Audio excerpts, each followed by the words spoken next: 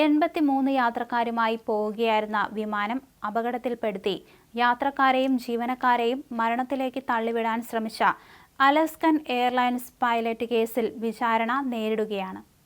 കഴിഞ്ഞ ഒക്ടോബറിൽ നടന്ന സംഭവത്തെക്കുറിച്ച് പൈലറ്റ് കുറ്റസമ്മതം നടത്തിയിരിക്കുകയാണ്. വിമാനം പറപ്പിക്കുന്നതിന് മുൻപായി താൻ കൂട്ടുകാർക്കൊപ്പം ലഹരി വിരുന്നിൽ പങ്കെടുത്തതായി ജോസഫ് എമേഴ്സൺ എന്ന പൈലറ്റ് പറയുന്നു. യാത്രയിലുടനീളം താനൊരു സ്വപ്നലോകത്തായിരുന്നു. അർദ്ധബോധാവസ്ഥയിലാണ് എമേഴ്സൺ ചുവന്ന ലിവറിൽ കൈവച്ചത്. അത് വലിച്ചിരുന്നുവെങ്കിൽ വിമാനത്തിന്റെ എഞ്ചിന്റെ പ്രവർത്തനം നിലയ്ക്കുകയും വിമാനത്തിലുള്ള എല്ലാവരും മരണപ്പെടുകയും ചെയ്യുമായിരുന്നു.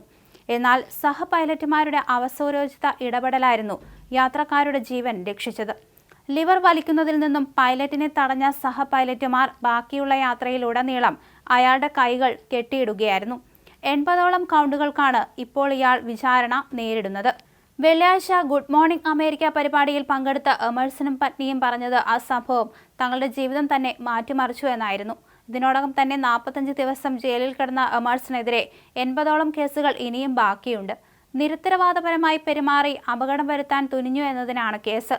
വെറും 30 സെക്കൻഡ് മാത്രമാണ് ആ സംഭവം നീണ്ടു നിന്നതെങ്കിലും തന്റെ അനുഭവ സമ്പത്ത് സമൂഹത്തിൽ ചോദ്യം ചെയ്യപ്പെടുന്നതിന് അത് ഇടയാക്കിയെന്ന് അയാൾ പറയുന്നു. സംഭവം ഉണ്ടാകുന്നതിന് ഏതാനും ദിവസങ്ങൾ മുൻപ് ഇയാൾ സുഹൃത്തുക്കളുമൊത്ത് സൈക്കഡലിക് മഷ്റൂമുകൾ ഉപയോഗിച്ചിരുന്നു. പൂർണ്ണമായും അതിന്റെ പിടിയിൽ നിന്നും മുക്തനായിരുന്നില്ലെങ്കിലും വാഷിംഗ്ടണിൽ നിന്നും സാൻ ഫ്രാൻസിസ്കോയിലേക്കുള്ള വിമാനത്തിൽ അയാൾ ജോലിക്ക് കയറി. യാത്രക്കിടയിൽ ഏതോ ദുസ്വപ്നം കണ്ടു എന്നാണ് എമേഴ്സൺ പറയുന്നത്.